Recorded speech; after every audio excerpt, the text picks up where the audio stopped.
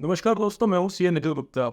GST department fake और bogus registration के खिलाफ और ऐसे रजिस्ट्रेशंस जो फेक या बोगस बिलिंग में इन्वॉल्व है, ऐसे रजिस्ट्रेशन के खिलाफ एक ऑल इंडिया ड्राइव कर रहे हैं, ऐसे रजिस्ट्रेशंस को आइडेंटिफाई करने के लिए और उन पर कार्रवाई करने के लिए। ऐसे में नॉर्मल बिजनेसमैन या ऑनेस्ट टैक्सपेयर के मन में ये सवाल आता है कि हमें क्या तैयारी करनी है। अगर जीएसटी डिपार्टमेंट ऑफिशियल्स हमारी प्रीमाइसेस पे आते हैं और हमसे कोई सवाल जवाब करते हैं तो हमें इस केस में क्या तैयारी रखनी है। अगर आपके मन में भी ये क्वेश्चन है तो friends, this video is very important for you. दोस्तों, 16 अगस्त 2024 से लेकर 15 अक्टूबर 2024 तक डिपार्टमेंट एक ऑल इंडिया ड्राइव कर रहा है, जिसमें वो फेक और नॉन एग्जिस्टिंग रजिस्ट्रेशन को आइडेंटिफाई करेगा, साथ में ऐसे रजिस्ट्रेशन को आइडेंटिफाई करेगा जो फेक या बोगस बिलिंग में इन्वॉल्व है। मीन्स ऐसे रजिस्ट्रेशन जो केवल पेपर बिलिंग पास ऑन कर रहे हैं without actual supplier of goods and services. इस प्रोसेस में DGARM यानी CBSE का एक विंग है जो कि डेटा एनालिटिक्स और रिस्क मैनेजमेंट के आधार पर यह चेक करेगा कि कौन सा रजिस्ट्रेशन इस प्रोन फॉर सम फ्रॉड या सस्पिशियस है या फिर वो पोटेंशियल पेपर बिलिंग में इन्वॉल्व है। ऐसे रजिस्ट्रेशन को आइडेंटिफाई करेंगे, उसकी लिस्ट तैयार करके वो जुडिक्शल ऑफिसर, चाहे वो सेंट्रल का हो या स्टेट का हो, अपने जुडिक्शल ऑफिस को वो एक लिस्ट पूरी तैयार करके भेजेंगे कि ये जो रजिस्ट्रेशन है ये वो पोटेंशियली फ्रॉड लग रहे हैं या ये फेक बिलिंग में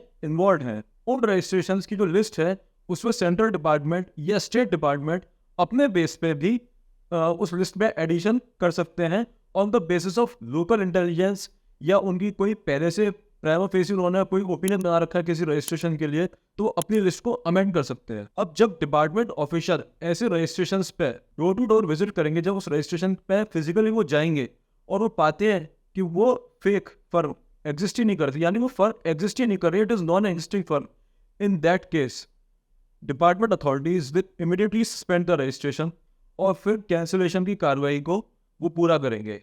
साथ में वो ये भी चेक करेंगे कि अगर ऐसी फर्म, नॉन एग्जिस्टिंग फर्म ने किसी दूसरी फर्म को थ्रू इनवॉइसिंग अगर आईटीसी ट्रांसफर कर दिया है, तो जो रिसिपिएंट फर्म है उसके भी आईटीसी को as per rule 86A block कर दिया जाएगा। फ्रेंड्स, रूल 86A डील करता है कि अगर सप्लायर रिसिपिएंट नॉन एग्जिस्टिंग है या बोगस आईटीसी ट्रांसफर हुई हो या ऐसी आईटीसी ट्रांसफर हुई हो जिस पर कि सप्लायर ने टैक्स पे नहीं किया है, ऐसे केस में डिपार्टमेंट उस आईटीसी को ब्लॉक कर सकता है। फ्रेंड्स, अगर सप्लायर और जो फेक रिसिपिएंट है, मीन्स फेक सप्लायर और रिसिपिएंट अगर एक ही टैक्स जुडिक्शन में फॉल करते हैं तो एक ही ऑफिसर ऐसे दोनों रजिस्ट्रेशन पे कार्रवाई करेंगे।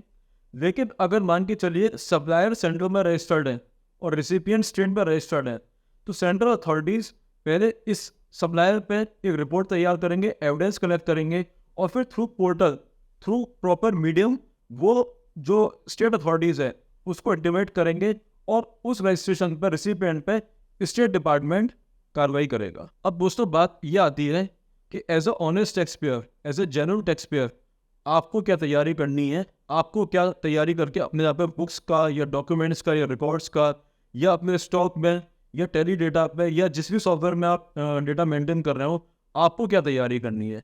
सो friends, in this regard I would like to say कि ये जो पूरी कार्रवाई हो रही है ये केवल फेक या बोगस रजिस्ट्रेशंस पे हो रही है। ऑनेस्ट टैक्सपेयर को इस कार्रवाई से डरने की कोई भी जरूरत नहीं है। दोस्तों, डिपार्टमेंट आपकी प्रीमाइसेस में केवल कुछ ही कंडीशंस में एंटर कर सकते हैं, क्योंकि डिपार्टमेंट ऑफिशियल एक लीगल फ्रेमवर्क के अंतर्गत काम कर रहे हैं। ऐसे केस में केवल 3 कार्रवाई हो सकती है जब डिपार्टमेंट ऑफिशियल्स आप यहाँ पे एंटर करते हैं। First is red search. Section 67 में अगर डिपार्टमेंट अथॉरिटीज आपके ऊपर सर्च कंडक्ट कर रही हैं तो वो आपकी प्रीमाइसेस में फोर्सफुली एंटर भी कर सकते हैं, बुक्स, रिकॉर्ड्स, डॉक्यूमेंट्स चेक कर सकते हैं, कोई अगर सील है उसे ब्रेक ओपन कर सकते हैं, दरवाजा वगैरह भी तोड़ सकते हैं, आपके अगर कोई रिसेप्टेबल्स हैं उसको भी एक्सेस कर सकते हैं और साथ में आपका स्टॉक भी वेरीफाई कर सकते हैं। Second is access to premises under section 71।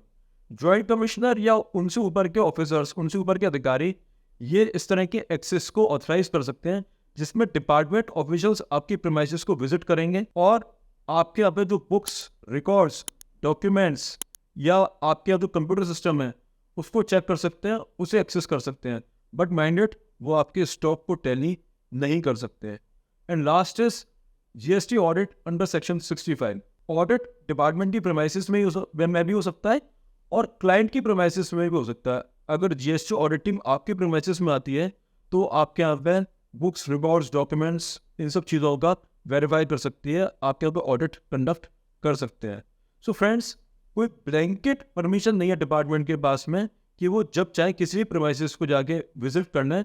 केवल फेक या बोगस बिलिंग के केस में वो फर्म की एग्जिस्टेंस को चेक करेंगे और ऑनेस्ट टैक्स पेयर को इस कार्रवाई से घबराने की बिल्कुल भी ज़रूरत नहीं है। And friends, if you have any doubt, any question या कोई भी आपका इशू है जीएसटी में, तो आप हमको लिख के भेज सकते हैं। We will be very happy to help you. Thank you.